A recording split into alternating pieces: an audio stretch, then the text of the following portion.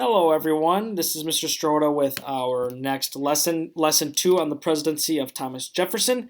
He, of course, was our third president, coming after George Washington as our first president and John Adams as our second president. So, this is the election of 1800, where Thomas Jefferson will defeat John Adams, who again was our second president, and Thomas Jefferson will get 73 of the electoral votes, and John Adams would get 65. And Thomas Jefferson was a Democratic Republican, so they take power. And this is the first peaceful transition of political parties in our young American history. As George Washington and John Adams were both the same political party, well, now Thomas Jefferson is taking over as a Democratic Republican. So at Jefferson's inaugural, he is the first president inaugurated in Washington, D.C., so that's just a fun fact. He outlines his essential principles of a more limited government. So again, he wanted less government involvement. And remember back to our American Revolution unit, where Hamilton wanted more government involvement, Jefferson wanted less. And that was mainly because Jefferson wanted more power for the states, because he was from Virginia, and Virginia was a very powerful and wealthy state. So he outlines, as his taking power as the third president, he outlines more limits of government. And essentially, in a Jeffersonian democracy, he refers to an agrarian America, meaning more agriculture, and made up of small farmers and small government. So he basically wants people to be able to go off and do what they need to thrive and to make money, and he wants to not interfere with that. So what were some of Thomas Jefferson's early accomplishments? Well, he allows the Alien and Sedition Acts to expire. And the Alien Acts were, again, anybody who was coming into the country illegally, they could send out, and the Sedition Acts were if anybody spoke out against the government, they could be thrown into jail. So he lets these expire because he did not agree with these laws. He cuts all internal taxes, which a lot of people enjoy, and he used tariffs and sales of Western land to reduce the national debt. Tariffs being taxes on trade, and he's selling some Western land in the United States. And we're going to learn here shortly a purchase that Thomas Jefferson will make that will be extremely impactful on the history of the United States. We're going to quickly touch on the Barbary Wars. There were pirates, Barbary pirates from North Africa, and they were attacking U.S. ships, and they were demanding tributes, or they were demanding goods in return, and people to then go and work with them. Well, Jefferson did not like this or approve of it whatsoever, so he sent the ship, the USS Constitution, and he orders a blockade of these pirates. And the pirates actually signed a treaty which ends all tribute payments. So this was Thomas Jefferson putting his foot down and saying, you are not allowed to terrorize United States ships and merchants. So he put an end to it, and this sent a message to the world to not mess with the United States, because there will be repercussions and consequences for those actions. Marbury versus Madison. This is a crucial Supreme Court ruling that took place in the early 1800s. So Thomas Jefferson had James Madison refuse to give a commission to one of John Adams' midnight judges. So what happened is, after Thomas Jefferson defeated John Adams, before Thomas Jefferson was sworn in as president, John Adams was doing some somewhat sneaky things behind closed doors right before Thomas Jefferson was going to take power. And Jefferson's like, you can't be switching up rules and laws here at the last minute right before I come over and become president. So that's not allowed. So what happens? Well, this issue is going to go to the Supreme Court.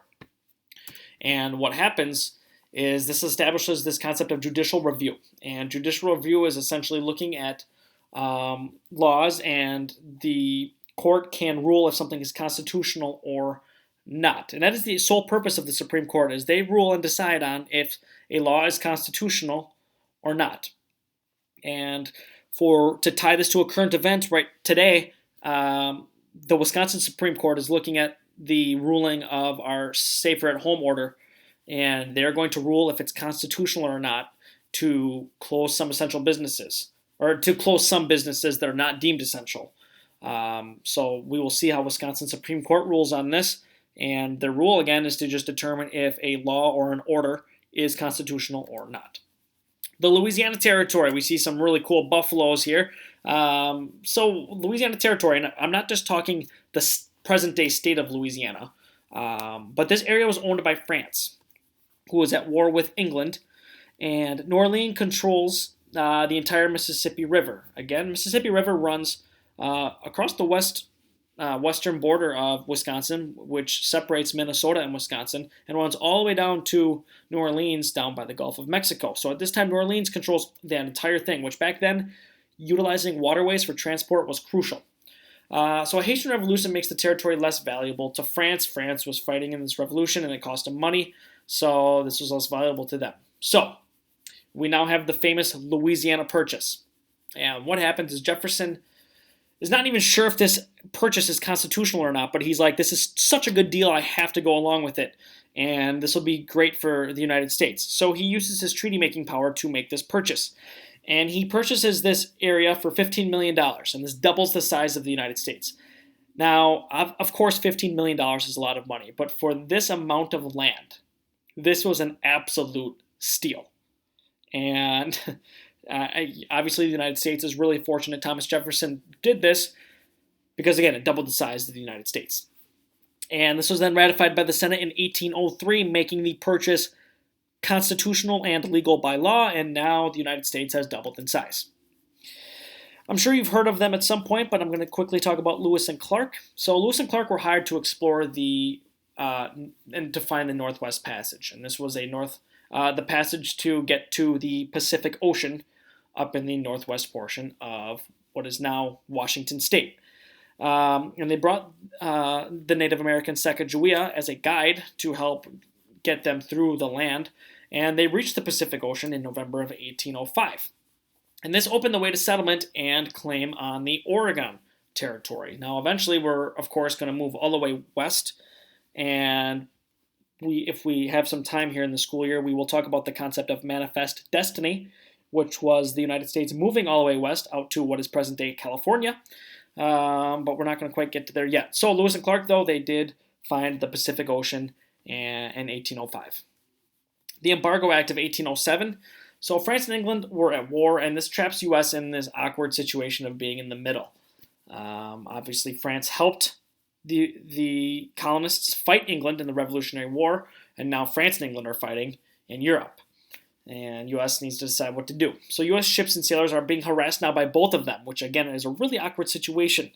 So what does this act do? It blocks trade against both countries. So Thomas Jefferson wants to block trade because he doesn't want to support either. And he wants to stay out of it. He wants to stay neutral. And since they're attacking them, he's like, you know what, we'll cut off trade. And even though this might have made Thomas Jefferson feel better, it actually only hurt U.S. merchants because, of course, if your sole way of making money is via trade and you cut that off with other countries who you're trading with, that will not allow you to make money, which hurt U.S. merchants. So, what was Jefferson's legacy? Well, he, of course, wrote the Declaration of Independence, so that was important. But he was handpicked successor, and he handpicked James Madison to become the next president. And James Madison, that is a picture of him here. He will be our fourth president of the United States. Jefferson renews friendship with friend and political rival John Adams. So those two become friends again after Jefferson defeated Adams in the election of 1800.